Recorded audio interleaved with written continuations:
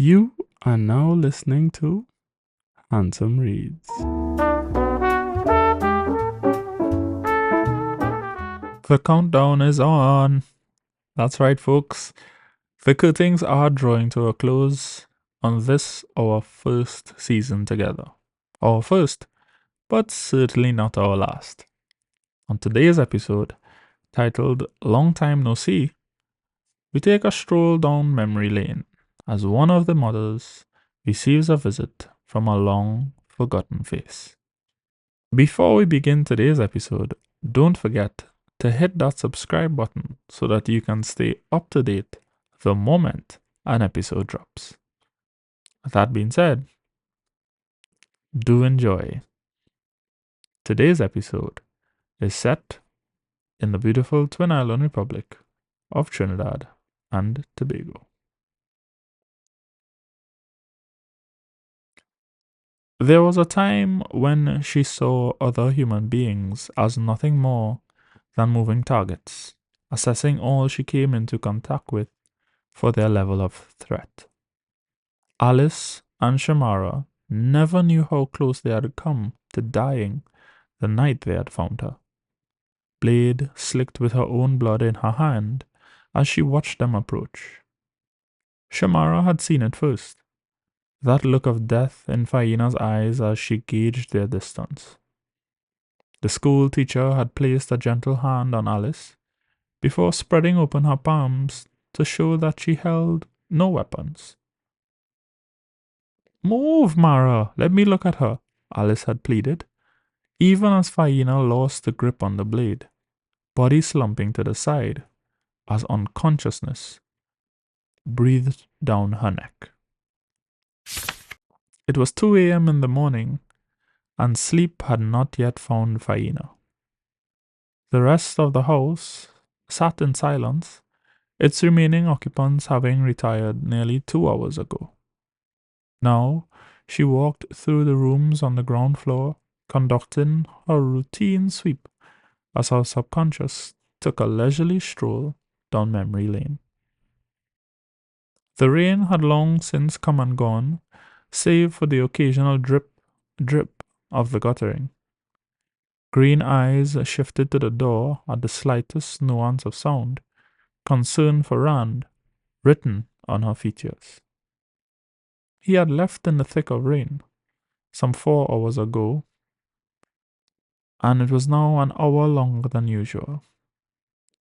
My, how civilian life has softened me, she thought wryly. Positive emotion was still an alien sensation to her, having been honed beneath the fires of combat and survival for too long.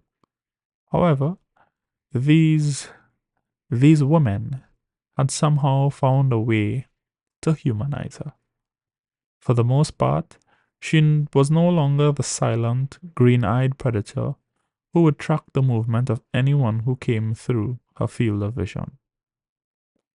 For the most part, she grinned, as another memory played through the projector of her mind's eye. Her eyes had gone flat at the dinner table that evening, feeling that familiar calm steal over her as she inhaled deeply. Smells good, doesn't it? Alice responded cheerfully at the sharp inhale, her eyes focused on the task at hand. Long blade used for carving the freshly baked turkey making its descent. Shamara had never missed a beat, always able to run interference when Alice may have unwittingly breached Faina's personal space. Alice, sweetheart, how about we let Faina do that? Shamara asked, smoothly relieving her sister of the knife before pointing it, handle first, toward Faina. In that moment, Faina knew she could have very easily have severed Shamara's jugular before puncturing Alice's lung and be done with this new, strange, and gentle world. Something in the other woman's eyes, however, held a quiet acceptance of whatever Faina chose to do in that moment. Tilting her chin slightly, she silently challenged Faina's fear of a normal life. Luckily for the women present that day, the youngest of them all had made the right choice of accepting the carving knife, holding the dark stranger of that faraway night to his promise that she would never again have to look over her shoulder. Shaking her head at her train of thought, Faina walked over to the lengthy table for 8 where they usually shared a meal. Drawing her usual chair, positioned against the wall for the best vantage point, she slid her hand beneath it. Taking a deep breath, Faina calmed her senses, fists wrapped around her weapons. Alice would lose it if she knew just how many weapons were hidden in strategic positions throughout the house. Sometimes ignorance was better, at least for the vulnerable, Faina thought. Her sisters were not built for combat. It was just not a part of their makeup. No, their strength lay in an abundance of love and acceptance, traits Faina knew would never, could never have existed in her past life. Could you imagine her having compassion for those who had attempted to double cross her? She might as well have tucked a gun beneath her chin and pulled the trigger herself. Retrieving both her cup of unsweetened peppermint tea and the wet stone from the kitchen, she took her position right on the soft carpet, folded legs clad in a fresh pair of yoga pants as she faced the door. Faina lost track of time, as she usually did, alternating between reassembling the sleek black of a handgun, this particular one a Beretta M9 that had actually survived her departure from Russia. Nicknamed Matilda, this handgun always rang straight and true, and would now serve as additional protection for her family. As Faina stripped down the gun, then assembled it with her lover's touch, she pointed the finished product towards the center of the door, envisioning a target on the other side. Picking up the tri-blade, a tactical knife at her side, she mimicked her throwing stance. Satisfied but restless, she proceeded to return the weapons to their hidden location before preparing to go back to the vantage point of her own bedroom. Where was Rand? She asked beneath her breath. Knock, knock, Smartney. Faina sat up straight, body on full alert in response to the words that floated through her mind. The minute vestiges of her power nap disappeared as she palmed another knife, the blade of this one thinner than the one hidden beneath the dining chair downstairs. Leave the arms and ammunition.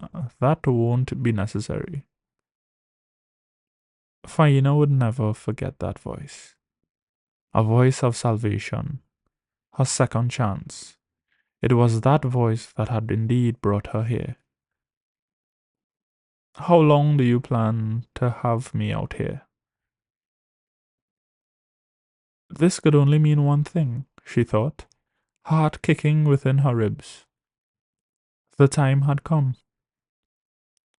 She padded on light feet down the corridor, stopping first at the door leading to the young ones and finally at each of her sisters, double-checking that they were all asleep. Ignorance was better, she reminded herself, especially as the gentleman at the door was best invited unannounced. Free of weapons, as he had instructed, Faina made her way down the slight spiral of the staircase, taking deep breaths in an effort to calm herself. Opening the door to the elements outside, she stood behind its frame, giving the man on the other side free entry. Dobry večer, Smetny. He greeted her in her mother tongue, feet soundless on the carpet. Good morning, she replied, tongue tripping over itself as she followed his lead to their soundproofed studio. It was designed to keep the distractions from the outside world at bay while the children completed their studies or Liam practiced melodies on a piano now neglected in one corner. Tonight, however, as she drew the door closed behind her, the room held a more sinister aura as the gentleman stood at the center. Come now, what is with this undercurrent of tension? He asked, before unwrapping the scarf around his neck. The hair on the back of her neck stood to attention as he removed his brown fedora to stare at her with eyes the same shade as the hat between well manicured fingers. Faina's mouth went dry once more as she stared into a face she had seen but once, yet which had somehow left an indelible imprint. To be continued. Before I go, I invite you, if video podcasting is your thing, of course, to follow me on Instagram and TikTok at Handsome Reads, subscribe to the YouTube channel linked in the bio, or by typing Handsome Reads in the YouTube search bar. Be sure to smash that like button if you enjoyed today's episode, and feel free to leave a comment or word of encouragement. So, family, until next time, and as always,